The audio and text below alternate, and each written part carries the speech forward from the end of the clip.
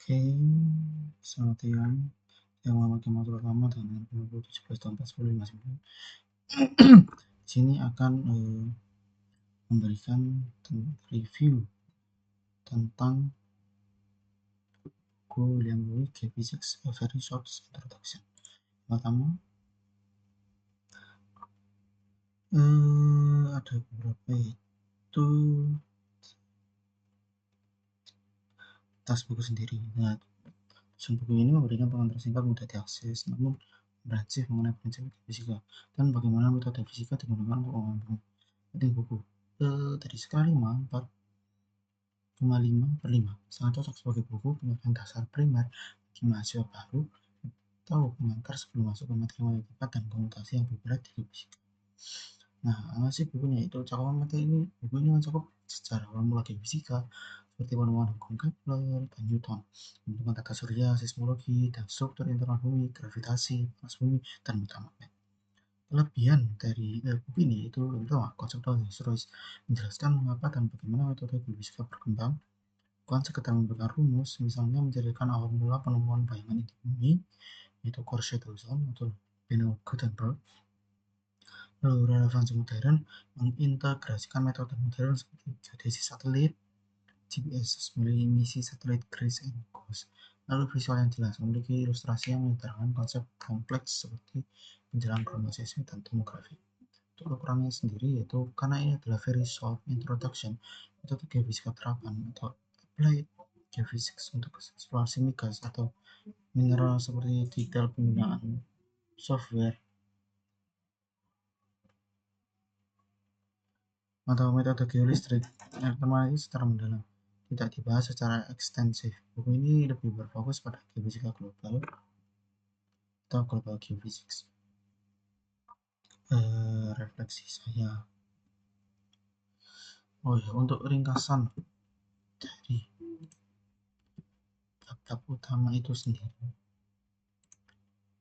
Nah, di beberapa itu ada seperti contoh bab panas bumi. Suhu internal bumi sangat masif dan menjadi sumber energi mekanik utama yang menggerakkan planet ini.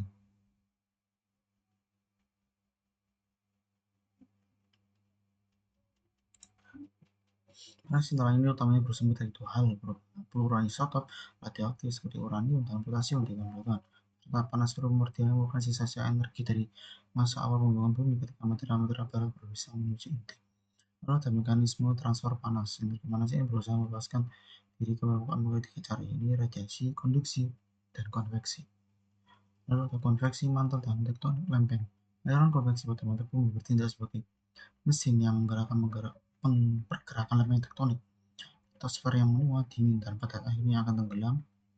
Subduksi, sedangkan materi yang sangat panas yaitu mantel plums naik dari dasar mantel menciptakan formasi gunung berapi di titik panas tersebut.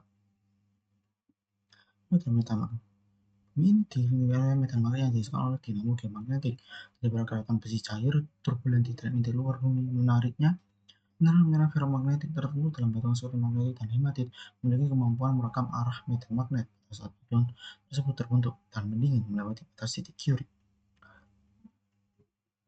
atau Curie. Paleomagnetisme. Dengan meneliti rekaman magnetis pada batuan purba, para ilmuwan menciptakan cabang ilmu paleomagnetisme yang memberikan penelusuran lokasi masa lalu suatu benua, yaitu ada pergeseran benua dan pembalikan polaritas. Tetapi paleomagnetisme memberikan bukti kuat bahwa teori pergeseran benua atau continental drift dan keberadaan sumber benua purba seperti Pangea. Selain itu, rekaman batuan vulkanik di dasar laut membuktikan bahwa medan magnet bumi telah mengalami pembalikan polaritas berkali-kali sejarah geologisnya.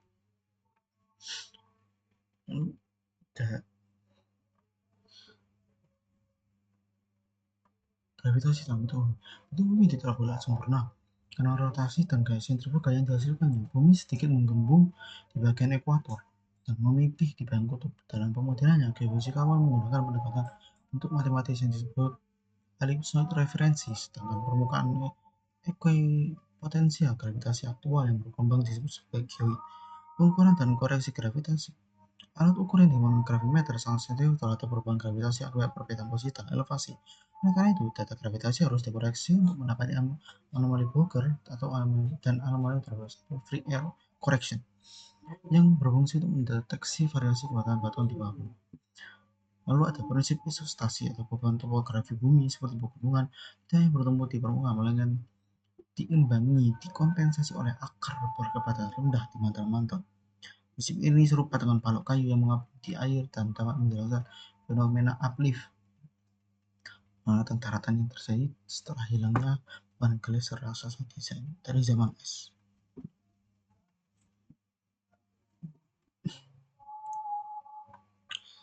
Menurut saya, sebagai mahasiswa teknik kita seringkali fokus pada aspek matematis pengolahan data, misalnya menggunakan sistem montage atau software scientific dan problem solving.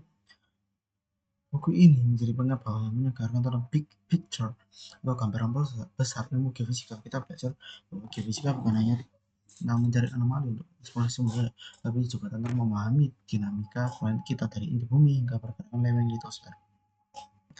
Jelasan mengenai metode gravitasi dan geodesi setelah dalam buku ini seperti misi GRACE memberikan wawasan bahwa ilmu gravitasi tidak statis, melainkan dinamis dan bisa digunakan untuk melihat perubahan lingkungan seperti bencana es.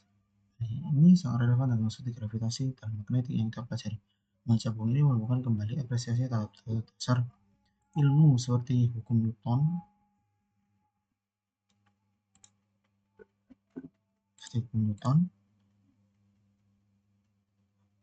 elastisitas batuan yang menjadi fondasi dari segala metode eksplorasi yang kita gunakan saat ini.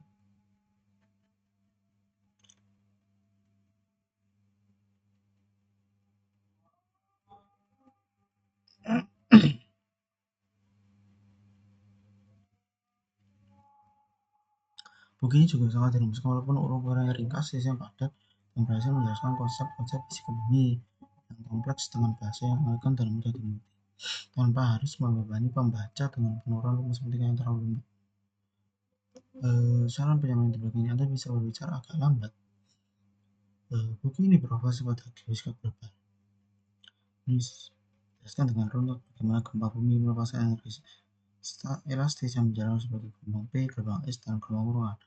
Terdapat juga penjelasan historis tentang mengenai bagaimana seismolog seperti Bruno Gutenberg menemukan ke dalam batas inti yaitu 2.900 km.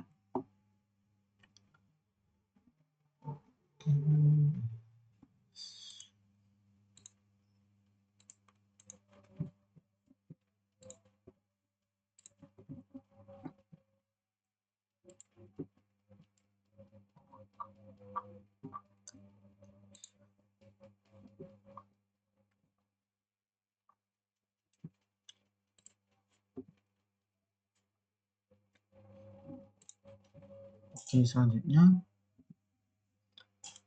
bisa kita lihat bahwa